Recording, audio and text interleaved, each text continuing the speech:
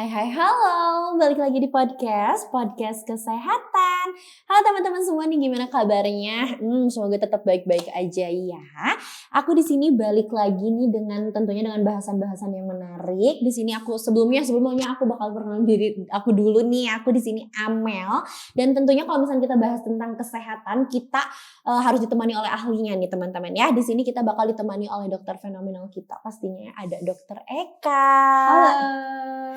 Oke, Dokter Ria, di video di video hari ini kita bakal bahas tentang junk food nih, Dok ya, tentang konsumsi junk food di Indonesia yang mulai mengkhawatirkan. Oke, ya betul.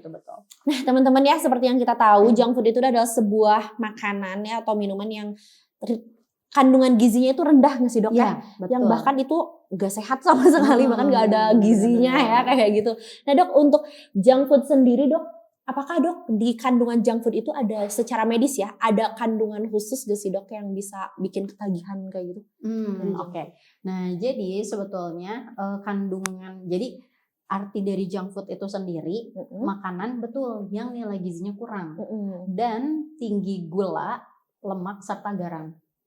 Gitu. Nah, rasa itu kan kalau misalnya makanannya enak tuh bikin ketagihan ya. Yeah. Nah, rasa yang enak itu loh yang bikin ketagihannya. Jadi misalnya nih manis itu kan enak ya. Rasa manis kalau dipadu padan dengan apa-apa jadi enak gitu kan. Yeah. Nah, itu sebetulnya yang bikin ketagihan. Gitu. Jadi kandungan rasanya itu yang bikin enak.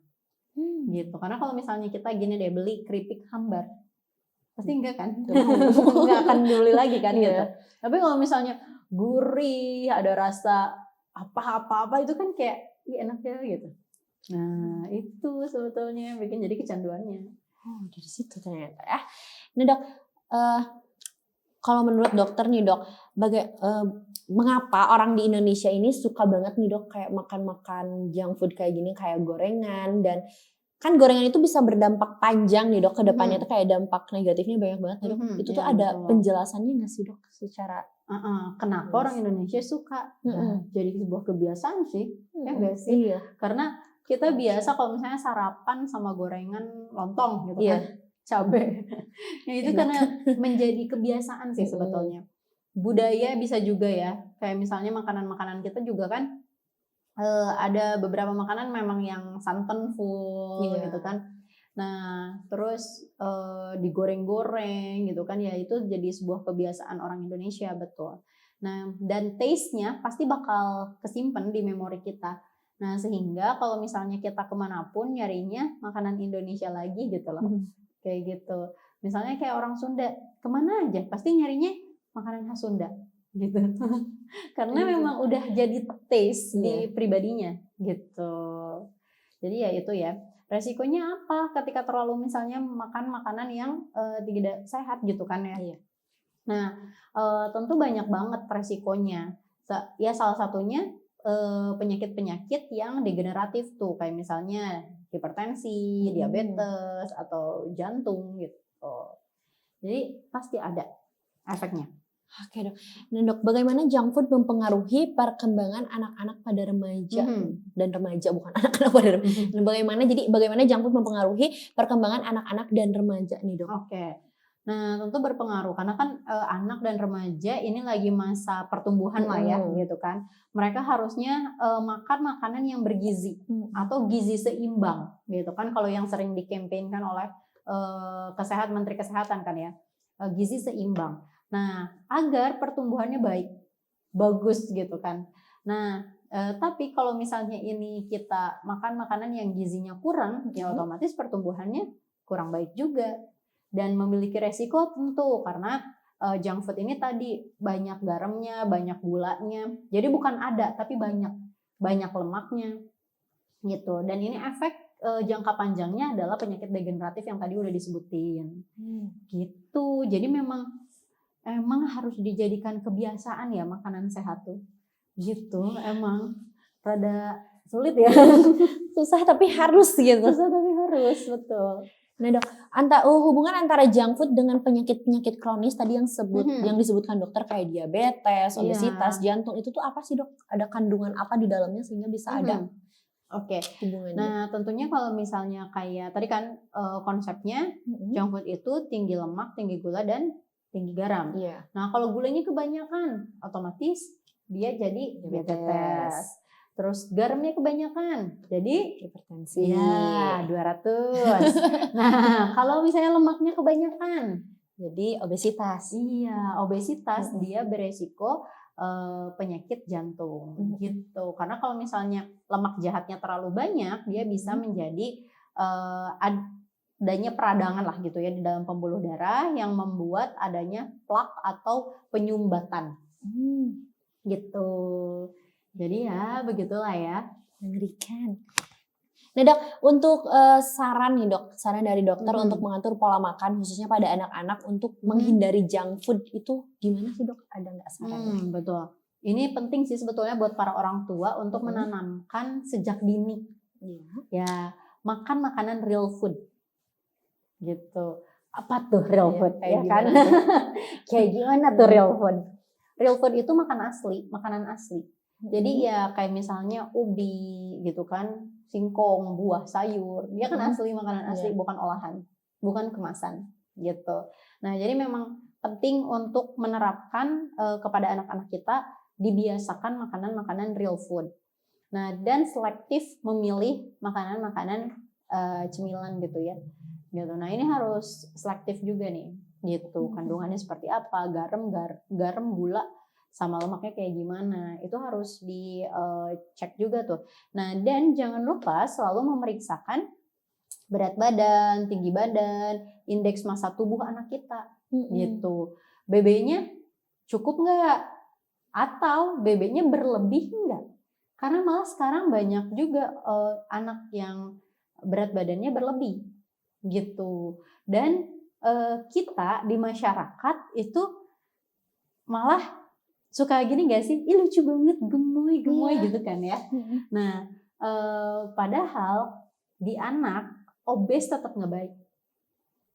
Jadi kalau misalnya anak pun ada yang obes gitu. Dan kalau udah termasuk obes juga tetap nggak baik di anak. Walaupun mungkin jadi kelihatannya lucu gitu. Persepsi di masyarakat kita lucu. Padahal ya sama sekali nggak bagus gitu. Karena meningkatkan resiko penyakit di kemudian harinya. Untuk gitu. untuk pada anak nih dok, mengenai obesitas, dikategorikan obesitas anak itu ketika dia menyentuh berat seberat apa tuh? Dilihatnya dari IMT, indeks massa tubuh. Gitu. Nah jadi mungkin next kita bisa sih bahas tentang indeks massa tubuh, gimana cara ngitungnya gitu kan. Kita tuh termasuk misalnya yang ideal, atau misalnya tuh kurus gitu ya, kekurangan, atau overweight, obes kayak gitu. Jadi memang ada cara penghitungannya yaitu indeks massa tubuh. Atau misalnya nanti googling nih indeks massa tubuh gitu kan. Sekarang kan banyak banget kalkulator online indeks massa tubuh. Jadi tinggal masukin segini indeks massa tubuhnya, kategorinya ini gitu.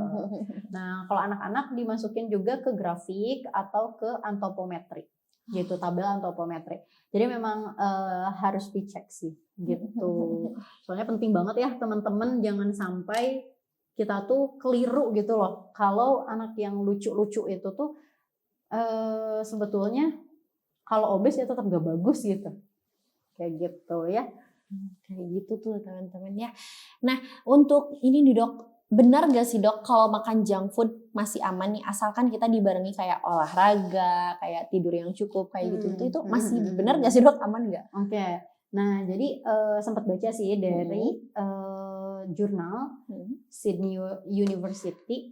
Nah ini tuh ternyata setelah diteliti,